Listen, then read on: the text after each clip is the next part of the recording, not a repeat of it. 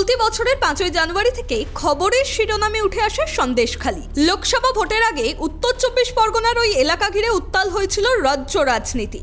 ঘটনা প্রবাহের পর এই প্রথমবার সন্দেশখালী যাচ্ছেন মুখ্যমন্ত্রী। এদিন নবান্নের সাংবাদিক বৈঠক থেকে মুখ্যমন্ত্রী নিজেই একথা জানালেন। এই বছরের 30শে ডিসেম্বর আমি বেলা 1টায় আমি খেতে যাব। সন্দেশখালীতে একটা পাবলিক ডিস্ট্রিবিউশনের প্রোগ্রাম দিয়েছে।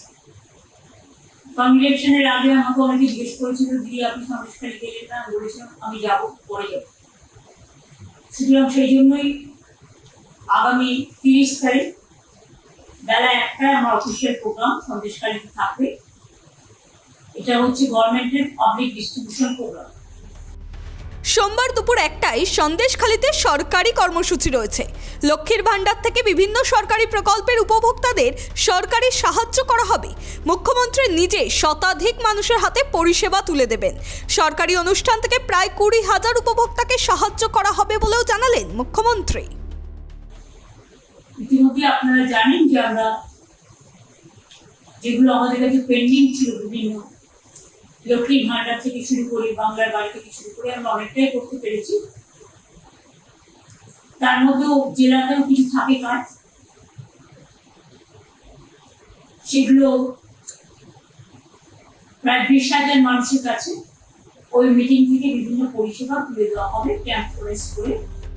রেশন দুর্নীতি মামলার তদন্তে গত 5ই জানুয়ারি তৃণমূল নেতা শেখ শাহজাহানকে গ্রেফতার করতে গিয়ে উন্মত্ত জনতার হাতে প্রহূত হয়েছিলেন ইডির আধিকারিকেরা। কিছুদিন পরেই শেখ শাহজাহানের বিরুদ্ধে গর্জে ওঠেন সন্দেশখালীর মহিলারা। নারী নির্যাতনের অভিযোগ সামনে আসে। লোকসভা ভোটে বিরোধীদের প্রধান ইস্যু হয়ে ওঠে সন্দেশখালী। সন্দেশখালীর এক নির্যাতিতাকেই প্রার্থী করে বিজেপি। চাপের মুখে প্রথমে শাহজাহান, পরে তার সাগরেদ উত্তম শিবুকে গ্রেফতার করে পুলিশ। এত কিছুর পরেও লোকসভা ভোটে বসিরহাট আসনে বিপুল ভোটে জেতে তৃণমূল কংগ্রেস।